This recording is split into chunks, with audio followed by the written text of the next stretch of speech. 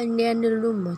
The prince decided to flee and hid in a village far away from Jenggala.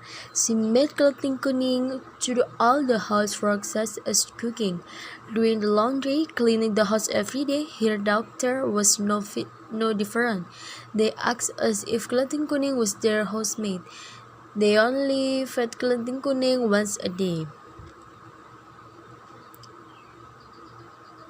My apology, Your Majesty. I have not found your wife yet, but I found a girl that looked like Princess Devi Sukartaji in a village far away from here.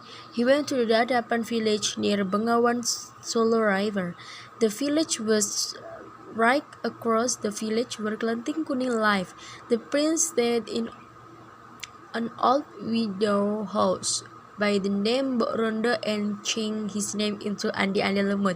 Kelenting Abang, Ijo and Kelenting Kelenting Abang, Ijo and Kelenting Biru were very happy to hear the news. All of them wished to marry the handsome and the Andi Lumut. They did not allow Kelenting Kuning to go to the Adaban village to see Andi Andi Lumut. They sent her to the river to do the laundry and she followed.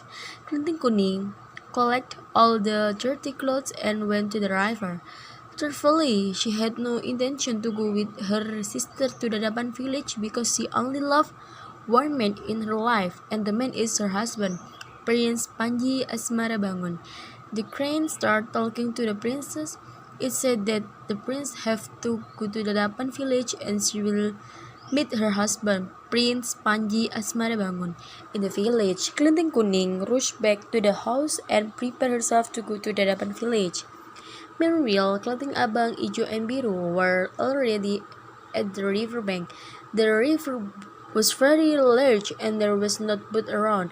When they were still trying to figure out how to get to the other side of the river, Kelenting Abang saw a hook creature floating on the water. It was a giant crab, and its name is Yuyu Kangkang.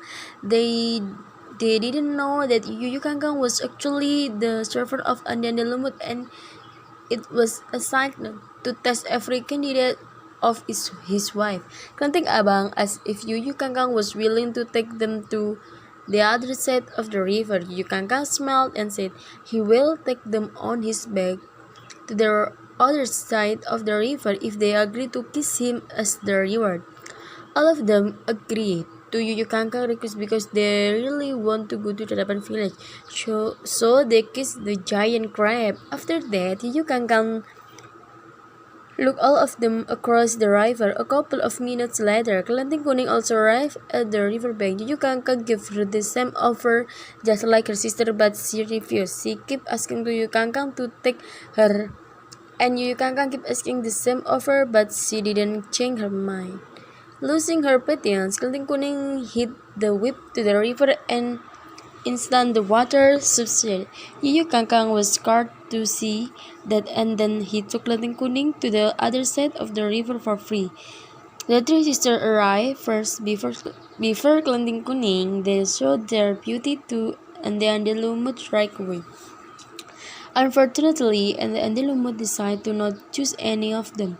Kelenting Kuning was so happy because she recognized her husband since the moment she stood at the door.